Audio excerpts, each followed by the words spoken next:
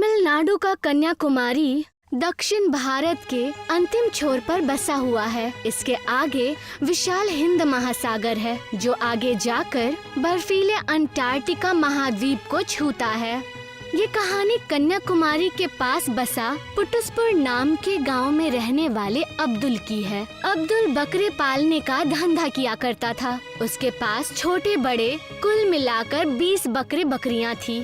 पहचान के लिए अब्दुल ने उनके ऊपर सफेद पेंट से नंबर लिख रखे थे। अब्बू, बकरा नंबर 15 से उसका पेंट छूट रहा है। मैं मदरसे से चौक लेकर आई हूँ, क्या मैं उस पर नंबर लिख दूँ? हाँ सकीना बेटी, लिख दो। सकीना जब बकरे पर नंबर लिखने चली गई तो अब्दुल की बीवी हमीदा अब्दुल से बोली, इससे सकीना की फीस जमा होगी। और अब्बास भी मोबाइल के लिए रो रहा है। बकरा नंबर 13 बड़ा हो गया है, आप उसे बेच आइए, हमें अभी पैसों की जरूरत है। ठीक है, मैं आज शाम को मोहित भाई के पास जाऊंगा। जब कोई बकरा बड़ा हो जाता तो अब्दुल बकरे को किसी मटन शॉप वाले के पास बेच आता। आओ अब्दुल आओ, आज क्या माल लेकर आए हो? आज का माल एकदम कड़क है, इसके मुझे 15,000 रुपए तो मिलने ही चाहिए। इस बकरे के 15,000 रुपए नहीं मिल सकते, ऐसे बकरे तो 7-8 हजार में बिकते हैं। फिर भी तुम जान पहचान के आदमी हो तो मैं तुम्हें 10,000 रुपए दूंगा, इससे ज्यादा कोई इस बकरे की कीमत नहीं देने वाला। अब्दुल ने बकरा 10,000 में बेच दिया। वो पेठे की मिठाई और पैसे लेकर घर लौटा। कितने में बिका बकरा? मोहित भाई ने 10,000 दिए हैं। मोहित आपको कम दाम देता है, आप किसी और दुकानदार के पास क्यों नहीं जाते? मोहित भाई अपने जान पहचान के आदमी हैं, वो ठीक ही कीमत देते होंगे। 10,000 में सकीना की फीस और अब्बास का मोबाइल दोनों काम हो जाएंगे क्या?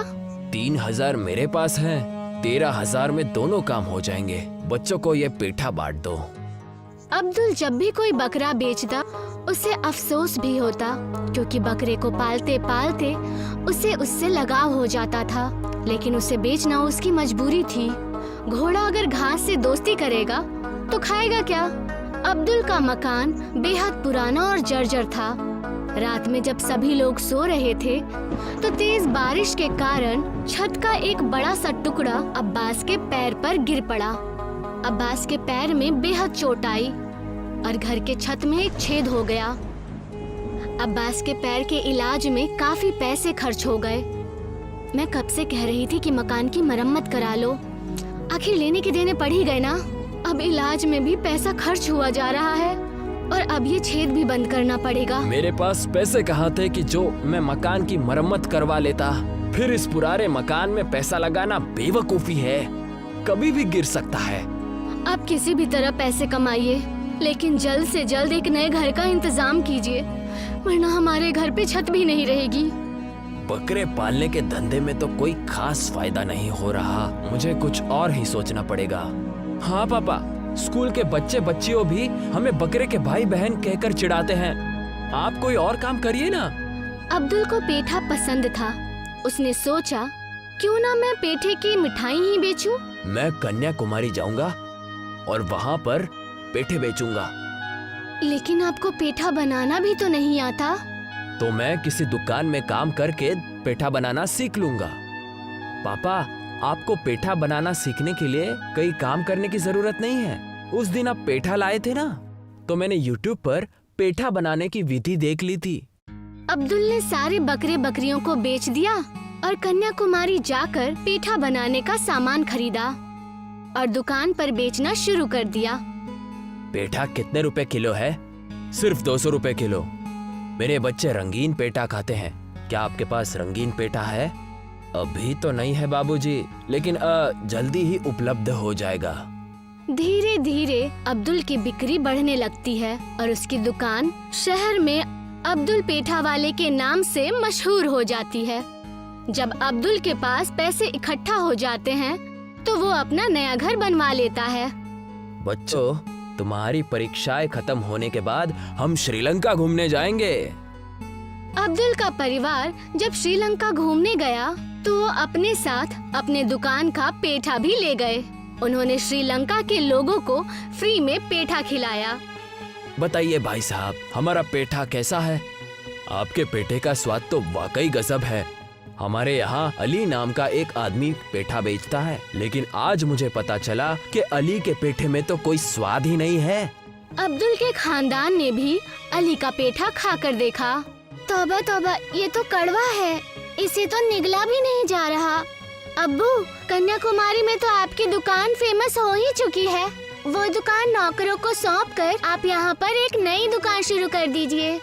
तूने ठीक कहा सकीना, अब हम अपने बिजनेस को श्रीलंका में फैलाएंगे। अब्दुल ने भारत से ही पेठा मंगाया और श्रीलंका में नया धंधा शुरू कर दिया। श्रीलंका में भी अब्दुल का धंधा तेजी से फैलने लगा। अली का पेठा अब लोगों ने सूंघना भी बंद कर दिया। एक दिन अली अब्दुल के पास गया। भाई साहब, तुम अपने पेठे को कैसे तैयार करते हो? मैं तुम्हारे तरीके को सीखना चाहता हूँ। तुम्हारा स्वागत है दोस्त, मैं तुम्हें हर चीज बहुत अच्छे से दिखाता हूँ और समझाता हूँ।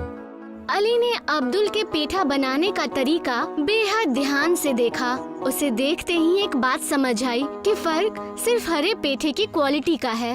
अब्दुल भाई, तुम इतनी अच्छी क्वालिटी का हरा पेठा क्यों इस्तेमाल कर रहे हो? लो क्वालिटी का पेठा इस्तेमाल करो, लागत कम आएगी और मुनाफा अधिक होगा। नहीं, मैं ऐसा नहीं कर सकता। मैं अपने ग्राहकों को अच्छी सी अच्छी क्वालिटी का माल उपलब्ध कराना चाहता हूँ। तुम्हें भी अपने पेठे की क्वालिटी सुधारनी चाहिए। देखो, अगर तुम और मैं दोनों लो क्वालिटी का पेठा इस्तेमाल करेंगे तो किसी को क्वालिटी के बारे में पता नहीं चलेगा। हम दोनों का फायदा होगा। अगर तुम कहो तो मैं अपने इम्पोर्टर से तुम्हारी बात करा दूं, वो तुम्हें सस्ता हरा पेठा उपलब्ध करा देगा। नहीं भाई, मुझे नहीं चाहिए ये सस्ता पेठा। अगर ये आदमी यहाँ रहा ना तो मेरा धंधा चौपट हो जाएगा। अली ने एक औरत को कुछ रुपए दिए और उसे अब्दुल के पास भेज दिया। मेरे पास पैसे नहीं हैं, लेकिन मेरा मिठाई खाने का बेहद मन कर रहा है। क्या आप मुझे थोड़ा पेठा खिलाएंगे? हाँ बहन जी, आप जितना चाहे खा सकती है। अल्लाह के दुआ से आपके खाने से मेरे माल में कोई कमी नहीं होगी। आपकी आवाज तो पेठे की तरह मीठी है। आप मुझे बहन जी मत कहिए, मेरा नाम रसीली है। आप मुझे इसी नाम से बुलाइए ना। मैं आपसे अकेले में मुलाकात करना चाहती हूँ। क्या आपके पास वक्त है? अली का प्लान था कि रसीली अब्दुल को फंसा लेगी और उसे झूठे और अश्लील इल्जाम लगाकर उसे जेल भिजवा देगी। लेकिन अली की साजिश कामयाब नहीं हो पाई। अब्दुल ने रसीली की बातों से उसे जान लिया और कड़क आवाज में बोला, मैं एक शादीशुदा आदमी हूँ, इसीलिए मैं तुम्हें अकेले में नहीं मिल सकता। वहाँ किसी औरत की दाल नहीं गलने वाली, तुम कोई और साजिश करो। अली अपने जान पहचान के एक मंत्री के पास पहुँचा। मंत्री जी, एक अब्दुल नाम के आदमी ने मेरे नाक में दम करके रखा है। आप किसी तरह कानूनी अड़ंगा लगाकर उसे वापस तमिलनाडु भेज दीजिए। भारत सरकार से अच्छे रिश्ते रखना फिलहाल हमारी मजबूरी है। भारत सरकार हर तरह से हमारी मदद कर रही है। इस समय किसी भारतीय व्यापारी को कष्ट देना उचित नहीं होगा। तुम अपने स्तर पर कुछ उपाय कर लो। उनकी बात सुनकर अली गुस्सा हो गया और अपने घर चला गया। क्या हुआ? आजकल आप इतने परेशान क्यों रहते हैं? अब मेरे परेशानियों में तुम क्या करोगी? तुम्हें तो सिर्फ गहने और कपड़े चाहिए। गहने और अच्छे कपड़े चाहने में बुरा ही क्या है? लेकिन तुम अपनी परेशानी की वजह तो बताओ। हो सकता है मैं तुम्हारी कुछ मदद कर दूं। अली ने अपनी बीवी को सारा मसला कह सुनाया। मेरा भाई शाहरुख अंटार्कटिका की यात्रा पर जा रहा है। उस आदमी को जहाज में बिठाकर अंटार्कटिका में फिकवा दो। वहाँ बर्फ ही बर्फ है, वो ठिठुर कर वहीं खत्म हो जाएगा। अली का साला जिस दिन अंटार्कटिका जा रहा था, उससे एक दिन पहले अली ने कुछ नकाबपोश गुंडों के द्वारा अब्दुल को अगवा करवा लिया। अब्दुल के हाथ पैर बांधकर और आंखों पर पट्टी बांधकर उसे जहाज पर लिटा दिया। अली का साला अब्दुल को बर्फीले अंटार्कटिका महाद्वीप पर फेंक आया, जहां दूर दूर तक सिवाय बर्फ के और कुछ भी नहीं था। किसी तरह अब्दुल ने अपनी आंखों की पट्टी हटाई। ये मैं कहाँ आ गया हूँ? यहाँ तो बहुत ठंड है, बहुत भूख लग रही है। यहाँ तो कुछ खाने को भी नहीं मिल रहा। तभी अब्दुल को अपने पीछे से किसी के गुर्राने की आवाज आई। अब्दुल के पीछे एक सफेद भालू खड़ा था। भालू अब्दुल के पीछे पड़ गया और उसे यहाँ वहाँ दौड़ाने लगा। हे अल्लाह, अब ये आफत कहाँ से आ गई? अब्दुल अपनी जान बचाने के लिए ठंडे पानी में कूद गया। तब जाकर उस सफेद भालू ने उसकी जान बख्श दी। ये भालू कुछ तो खाता ही होगा। अगर मैं इसके पीछे पीछे जाऊं तो मुझे कुछ खाने के लिए मिल सकता है। अब्दुल भालू के पीछे पीछे गया। उसने देखा कि भालू एक दूसरे भालू के पास पहुंचा, जो जमीन पर जख्मी हालत में पड़ा हुआ था। उस भालू के पेट पर एक घाव था जिससे खून बह रहा था। मुझे उस भालू की मदद करनी चाहिए। अब्दुल घबराता हुआ उस जख्मी भालू के पास गया और अपने कुर्ते को निकालकर भालू के जख्म पर पट्टी बांध दी। अब अब्दुल के पास पहनने के लिए कुछ नहीं था। हे अल्लाह, मेरी मदद करो। तभी अब्दुल के सामने एक देवी प्रकट हुई। मैं बर्फ की देवी आइसनो हूँ और यहाँ के जीवों की हिफाजत करती हूँ। हर साल यहाँ पर शिकारी आते हैं और भालुओं का शिकार करते हैं। तुमने एक जख्मी भालू की मदद की है। मैं तुमसे बेहद खुश हूँ, इसीलिए मैं तुम्हें एक तोहफा देना चाहती हूँ। देवी ने अब्दुल को एक तिलस्मी छड़ी दी। इस छड़ी को बर्फ से छूना, बर्फ उसी चीज में बदल जाएगी जिसकी तुम्हें जरूरत होगी। मैं कन्याकुमारी से आया हूँ। सबसे पहले मैं बर्फ की नाव बनाकर घर जाऊंगा, लेकिन घर पहुँचने के बाद इस छड़ी का कोई उपयोग नहीं रहेगा, क्योंकि कन्याकुमारी में तो बर्फ होती ही नहीं है। तुम उसकी फिक्र मत करो। मैं हर अमावस्या की रात 12 बजे तुम्हें यहाँ से एक बड़ा बर्फ का टुकड़ा भेज दिया करूँगी। अब्दुल अपने मन में नाव का ध्यान करते हुए एक बड़े बर्फ के टुकड़े से अपनी छड़ी को छुआता है। बर्फ का टुकड़ा अचानक ही नाव में बदल जाता है। अब्दुल नाव से यात्रा करता हुआ कन्याकुमारी पहुंच जाता है। पापा, आप कहाँ चले गए थे? हमने आपको बहुत बार फोन किया। बेटा, किसी ने मुझे अंटार्कटिका पहुंचा दिया था, लेकिन अब सब ठीक है। तुम्हें, सकीना को और तुम्हारी माँ को जिस चीज की भी जरूरत हो वो मुझे कागज पर लिखकर दे दो। अमावस की रात को अब्दुल समुद्र के पास जाकर खड़ा हो गया। उसने देखा एक बड़ा सा बर्फ का टुकड़ा तैरता हुआ उसकी ओर चला आ रहा है। अब्दुल ने उस बर्फ के कई टुकड़े किए और बर्फ से ही पेठा बना दिया। वो पेठे उतने ही लजीज थे जितने लजीज उसके हाथ के बनाए हुए पेठे होते थे। उसने बर्फ के भारी टुकड़ों से अपने लिए एक कार बनाई। कुछ दिनों बाद अब्दुल श्रीलंका गया। इस बार वो अपने दुकान पर एक महंगी कार में पहुंचा। अली उसे देखकर हक्का बक्का रह गया। शाहरुख, क्या तुमने अब्दुल को अंटार्कटिका नहीं छोड़ा था? मैंने तो उसे वही छोड़ा था। तो फिर वो वापस कैसे लौट आया? मुझे क्या पता, बिना जहाज के समुंदर पार करके वो कैसे फिर से लौट कर आया। अब्दुल के पास अब पेठे की कोई कमी नहीं थी। वो बर्फ से जितना चाहे उतना पेठा तैयार कर सकता था और उसमें उसकी कोई लागत भी नहीं आती थी। और अब्दुल भाई कैसे हो? बढ़िया हूँ अली, तुम सुनाओ। मैं भी ठीक ही हूँ। आपके पेठे की क्वालिटी तो और भी शानदार हो गई, एकदम शीशे की तरह पारदर्शी, बिल्कुल बर्फ की तरह। तुमने ठीक पहचाना, मैं ये पेठा बर्फ से ही तैयार कर रहा हूँ। पेठा बर्फ से तैयार कर रहे हो? इसका क्या मतलब है? अब्दुल ने अली को बर्फ और जादुई छड़ी के बारे में बता दिया। तो अब्दुल भाई, वो छड़ी आप कुछ दिनों के लिए मुझे भी दे दीजिए। मैं भी बर्फ से पेठा तैयार कर लूंगा। मैं वो छड़ी तो तुम्हें नहीं दे सकता कि अगर तुमने वो छड़ी कहीं गुम कर दी तो मेरा बहुत नुकसान हो जाएगा। तुम एक काम करो, तुम अमावस्या की रात को कन्याकुमारी आ जाओ। मैं बर्फ से पेठा तैयार करूंगा और तुम्हें कम दामों में भेज दूंगा ताकि तुम्हारी भी रोजी रोटी चलती रहे। मैंने इसे अंटार्कटिका मरने के लिए भेजा, लेकिन ये तो वरदान लेकर वापस लौटा और ये मुझ पर ही दया कर रहा है। मैं अंटार्कटिका जाकर उस देवी से जादुई छड़ी लेकर आऊंगा। अली अपने साले शाहरुख के साथ अंटार्कटिका पहुंचा। शाहरुख, तुम तीर मारकर एक भालू को घायल कर देना। मैं उस भालू की मदद करूंगा और फिर देवी प्रसन्न होकर मुझे उपहार देगी। मैं भी अब्दुल की तरह अमीर हो जाऊंगा। शाहरुख ने भी एक भालू के पेट में तीर मारकर उसे जख्मी कर दिया। अली भालू के पास पहुंचा और भालू की मरहम पट्टी करने लगा। तभी बर्फ की देवी वहां पर प्रकट हुई। मैंने तुम्हारी बातें सुनी है। तुमने मेरा वरदान पाने के लिए जानबूझकर उस भालू को जख्मी किया है। तुम्हें उसकी सजा मिलेगी। देवी ने 4 भालू अली के पीछे लगा दिए। अली अपनी जान बचाने के लिए ठंडे पानी में कूद गया। अरे कोई मुझे यहाँ से बाहर निकालो, ये भालू मुझे निकलने नहीं दे रहे। मुझे माफ कर दो देवी, मुझे यहाँ से बाहर निकालो, मुझे घर जाना है। इस तरह अली को अपने कर्मों की सजा मिली। कोल्हापुर के एक शहर में संवाद अपनी बीवी और बच्चों के साथ रहता था। कोल्हापुर में सूखा और गर्मी होने की वजह से लोग ज्यादातर अपने घरों में रहते थे। बेहद गर्मी है, लग रहा है जहन्नुम में हूँ। क्या आप भी हमेशा गलत और बहकी बहकी बातें करते रहते हो? कुछ ही दिनों की बात है, सब कुछ ठीक हो जाएगा।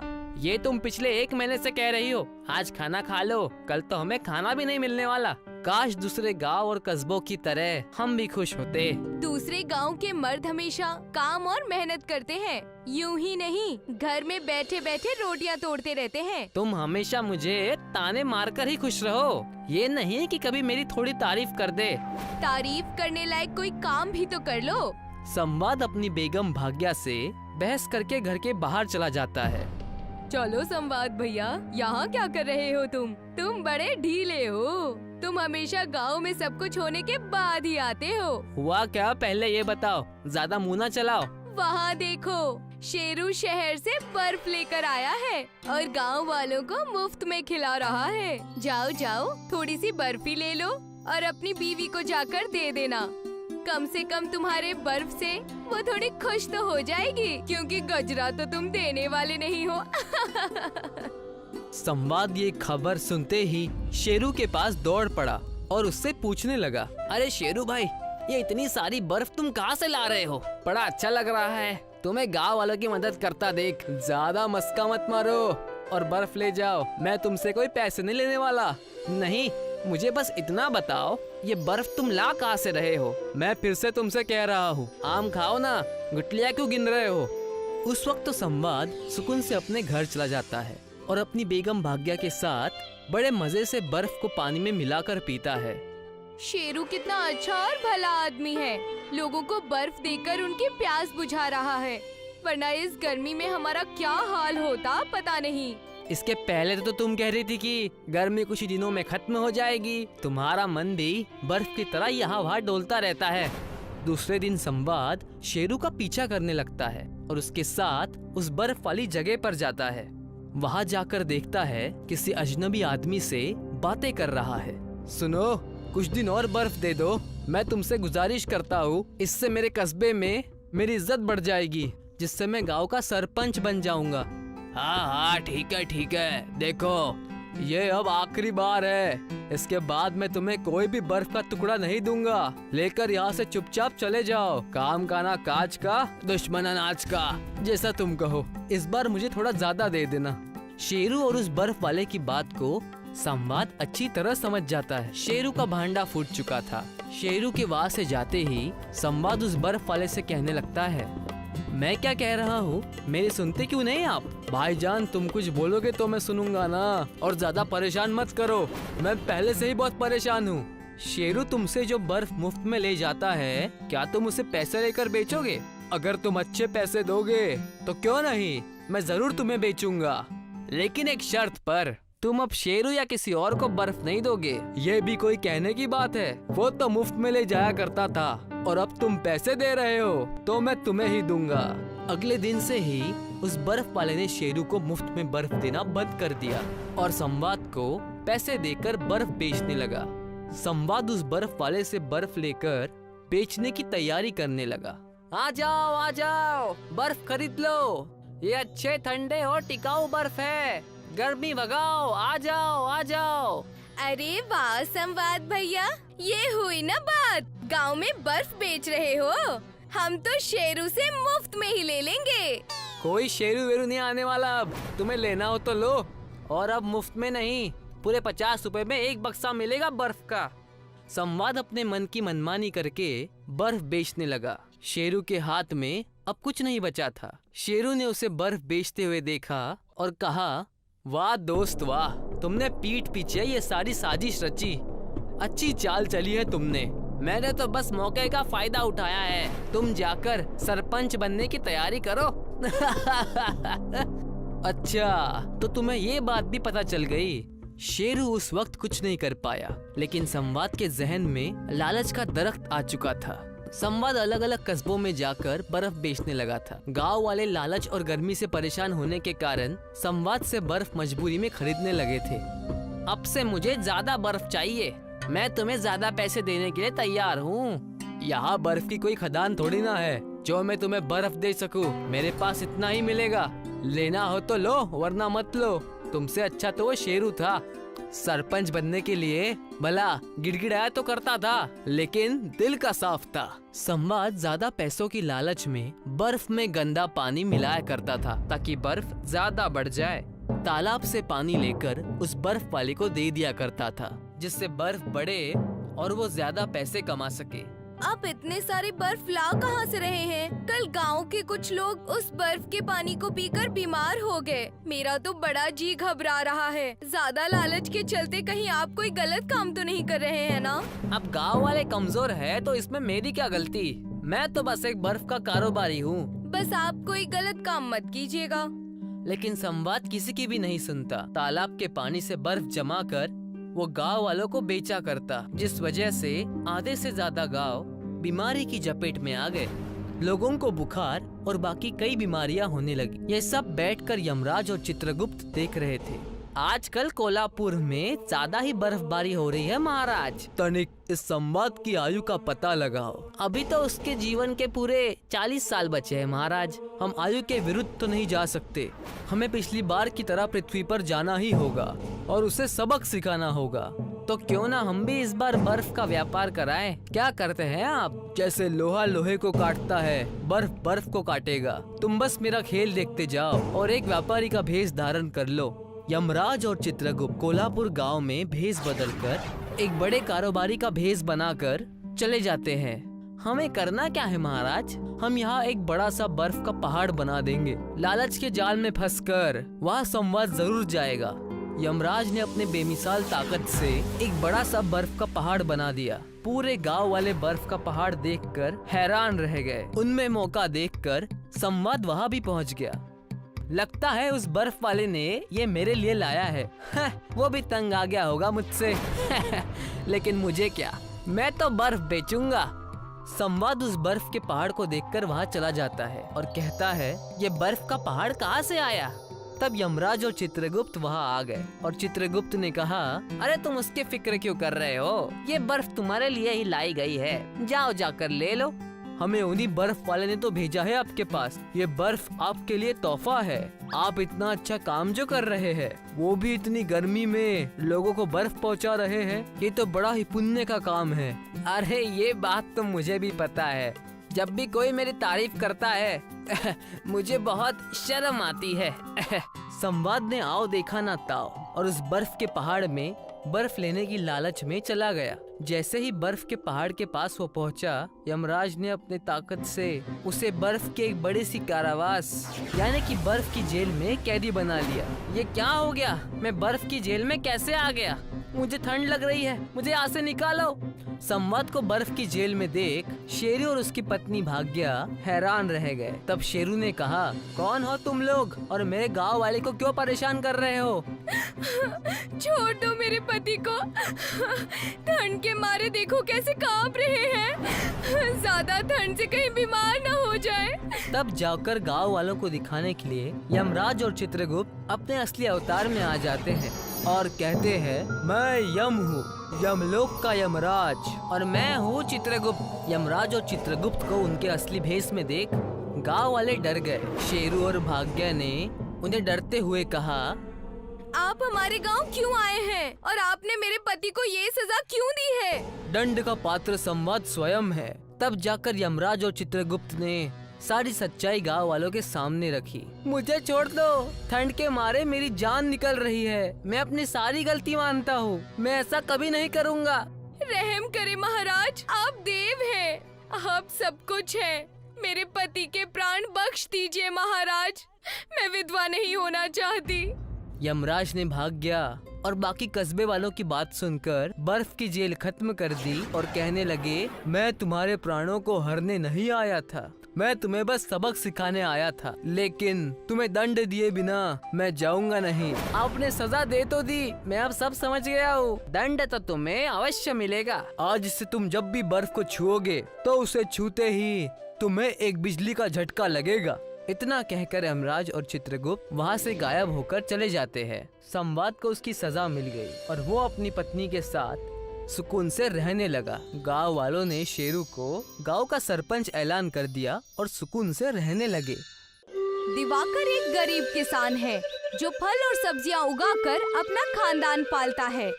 वो अपने बगीचे में गोबर और बाकी नामियाती खाद का इस्तेमाल करता था, जिससे उसकी उगाई बहुत सी चीजें ताज़ा होती हैं और सभी ग्राहक उससे ही फल और सब्जियां खरीदते हैं। अरे दिवाकर बाबू, ये पपीते कैसे दिए? 50 रुपए में है। 2 पपीता दे दीजिए। ये लीजिए 100 रुपए। दिवाकर के पास ग्राहकों की कमी नहीं है, पर उसी के बगल में ठेला लगाए बैठे भैरव के पास दिन में 1-2 ग्राहक ही आते हैं, क्योंकि भैरव फल और सब्जियां उगाने के लिए रासायनिक खाद का इस्तेमाल करता है, जिससे उसकी उगाई चीजें अच्छी नहीं होती और उसकी आमदनी भी कम होती है और इसी वजह से वो दिवाकर से जलता है। इसका जल्द ही कुछ करना पड़ेगा, नहीं तो ये मेरा पूरा कारोबार चौपट कर देगा। भैरव कुछ सोचने लगता है। बहुत सोचने के बाद भैरव के दिमाग में एक आइडिया आता है। वो दिवाकर को फंसाने की साजिश करता है। सुनो दिवाकर भाई, तुम्हें पता है सरकार ने किसानों को सरकारी बीज देने की बात कही है। अरे ये तुमने बहुत अच्छी खबर सुनाई है। अच्छे बीज मिलेंगे तो हम लोग और भी अच्छे से फल और सब्जियां उगा सकते हैं। तो देर किस बात की है? चलो मैं बीज लेने जा रहा हूँ, तुम भी मेरे साथ चलो। भैरव अपने साथ दिवाकर को ले जाता है और उसे एक सरकारी बीज भंडार से बीज के कुछ पैकेट्स देता है। बीज लेने के बाद दिवाकर वहाँ से चला जाता है और भैरव अपनी चाल चलता है। वो अखबार में खबर छपवाता है कि सरकारी बीज भंडार से एक आदमी ने बीज चोरी किए हैं। भैरव उस अखबार को लेकर दिवाकर के पास पहुँचता है। देखो दिवाकर भाई, किसी ने सरकारी बीज भंडार से बीज चोरी किए हैं और तुम्हारे पास भी कुछ पैकेट बीज के हैं, इसीलिए पुलिस तुम्हें भी पकड़ सकती है। पर ये बीज के पैकेट तो तुमने मुझे दिए हैं ना? हाँ मैंने दिए थे, पर ये बात पुलिस को थोड़ी पता है कि किसको बीज मिले हैं और किसने चोरी किए हैं। तो अब मैं क्या करूं? जब तक ये मामला शांत नहीं हो जाता तुम यहाँ से कहीं दूर चले जाओ। पर मैं जाऊं कहाँ? मैं तुम्हें ले चलता हूँ। भैरव दिवाकर को लेकर दूर एक घने जंगल में जाता है, जहाँ पर अंग्रेजों के जमाने का जेल बना होता है। तुम कुछ दिन इसी जेल के अंदर छुपे रहो, मैं बाद में तुम्हें वापस बुला लूंगा। तुम्हारा बहुत बहुत धन्यवाद भाई, तुमने मुझे उस बेमतलब की आफत से बचा लिया। भैरव वहाँ से वापस आ जाता है और दिवाकर जेल के अंदर एक तहखाने में छिपकर रहने लगता है। अच्छा हुआ जो दिवाकर का बच्चा यहाँ से चला गया। अब लोगों के पास मेरी फल सब्जियाँ खरीदने के अलावा कोई दूसरा रास्ता नहीं होगा। और भैरव महंगे दाम पर फल और सब्जियाँ बेचने लगता है। भाई साहब, आलू कितने रुपए किलो है? 100 रुपए किलो। पर ये तो बहुत ज्यादा महंगा है। मैं तो ऐसे ही बेचूंगा, नहीं लेना है तो जाकर शहर से खरीद कर लाओ। ग्राहक को मजबूरी में भैरव से सब्जियां खरीदनी पड़ती हैं। दिवाकर के न होने का भैरव पूरी तरह से फायदा उठाने लगता है। इसी बीच कुछ चोर शहर के एक बड़ी सी सुनार की दुकान से सोना चुराकर शहर से दूर जंगल की ओर आते हैं। जंगल में चलते हुए उन्हें ये पुरानी जेल दिखती है। सभी आकर इस जेल के पास खड़े हो जाते हैं। इस सोने को छुपाए कैसे? कुछ तो नया उपाय ढूंढना पड़ेगा। अगर पुलिस ने पकड़ लिया तो समझ लो जेल में चक्की पीसने पड़ेगी। क्यों ना हम इस सोने को गलाकर ईंट बनाए और इसे जेल के बाहर से लगा दे, इससे पुलिस को कोई सबूत भी नहीं मिलेगा। हाँ, ये तो बहुत अच्छा सुझाव है। वैसे तुम चोर हो, पर तुम्हारा दिमाग तो पुलिस से भी तेज है। सभी चोर शहर से चुराए हुए सोने को आग से पिघलाते हैं और उनसे ईंट बनाने लगते हैं। चोर सोने से बनाई हुई ईंटों को जेल के बाहर से लगा देते हैं, जिससे पूरी जेल सोने की बन जाती है और चमकने लगती है। ये हुई ना बात। देखो, हमने अंग्रेजों की इस जेल को सोने की जेल में बदल दिया है। अब पुलिस तो क्या, सीबीआई वाले भी हमको पकड़ नहीं सकते। चलो यहाँ से चलते हैं, शहर में जाकर मजे करते हैं। सभी चोर खुशी खुशी शहर के लिए निकल जाते हैं। दूसरी ओर कुछ दिन बीत जाने के बाद भैरव दिवाकर को देखने के लिए जंगल में आता है। वो जेल के अंदर जाता है और जोर से आवाज लगाता है। बाहर आ जाओ दिवाकर भाई, मैं भैरव हूँ। भैरव की आवाज सुनकर दिवाकर जेल के तय खाने से बाहर आता है। अच्छा किया भाई, जो तुम मुझसे मिलने आ गए, नहीं तो मैं यहाँ पर घुट घुट कर मर ही जाता। भैरव दिवाकर को देखता है और अपने मन में सोचता है, तू मर जाएगा तो मेरा तो फायदा ही फायदा होगा। भैरव के मन में दिवाकर को धोखा देने का ख्याल आता है। वो दिवाकर से कहता है, अरे भाई, क्यों मरने की बात कर रहे हो? अगर तुम्हारा दम घुट रहा है तो चलो, मैं तुम्हें नदी के पास ले चलता हूँ। वहाँ पर कुछ देर ताज़ी हवा पर बैठते हैं, और वैसे भी तुमसे कुछ बात करनी है। दिवाकर और भैरव जैसे ही जाने के लिए मुड़ते हैं, तभी वहाँ से एक सोने की ईंट नीचे गिर जाती है, जिसकी आवाज सुनकर ये दोनों रुक जाते हैं। भैरव देखता है कि ईंट बहुत चमकदार है। वो पास जाता है और ईंट को उठाता है। ये तो सोने की ईंट है। भैरव जेल की ओर नजर घुमाता है तो देखता है पूरी जेल सोने के ईंटों से बनी है। ये देखकर भैरव बेहद खुश हो जाता है।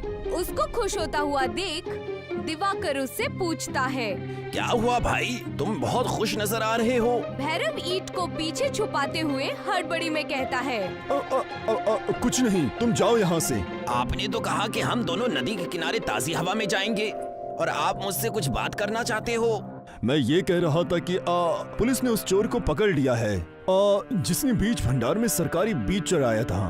अब तुम्हें कोई खतरा नहीं है। जाओ, तुम अपने घर जा सकते हो। ये तो तुमने दिल खुश करने वाली खबर सुना दी। चलो घर चलते हैं। नहीं, मुझे थोड़ा काम है। तुम चलो, मैं बाद में आता हूँ। ठीक है, तुम अपना काम खत्म करके आओ, मैं जा रहा हूँ। दिवाकर खुशी खुशी अपने घर के लिए निकल जाता है। दूसरी ओर सोने के ईंटों से बने जेल को देखकर भैरव खुशी से पागल हो जाता है। मेरी तो लॉटरी लग गई। कहाँ 50 रुपए की सब्जियां बेचनी पड़ती थी, और अब करोड़ों का सोना मेरे हाथ लग गया है। भैरव जेल की दीवारों पर लगी सोने के ईंटों को निकालने लगता है और पास में पड़े एक थैले में सोने के ईंट भरने लगता है। तभी शहर से सारे चोर वापस आ जाते हैं। अच्छा बेटा, हमने ये सोना तुम्हारे लिए चुराया है। कौन हो तुम? हमारा सामान चुराते हो और हमसे ही पूछते हो कौन हो तुम? ये सोना मेरा है, इसे पहले मैंने ही देखा है।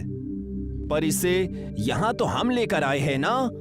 भैरव चोरों की बातों को अनसुनी करके सोने के ईंटों को थैले में भरने लगता है। लगता है ये ऐसे नहीं मानेगा। चलो उसके हाथ पैर तोड़ते हैं। तीनों चोर मिलकर भैरव को मारने लगते हैं। ये सभी लड़ाई कर ही रहे होते हैं कि तभी कुछ पुलिस वाले जो कि इस जंगल के पास से गुजर रहे थे, वो इन्हें देख लेते हैं। वो देखो, वहाँ पर कुछ लोग लड़ाई कर रहे हैं। चलो, जल्दी चलो। इंस्पेक्टर सोने की जेल के पास आ जाता है।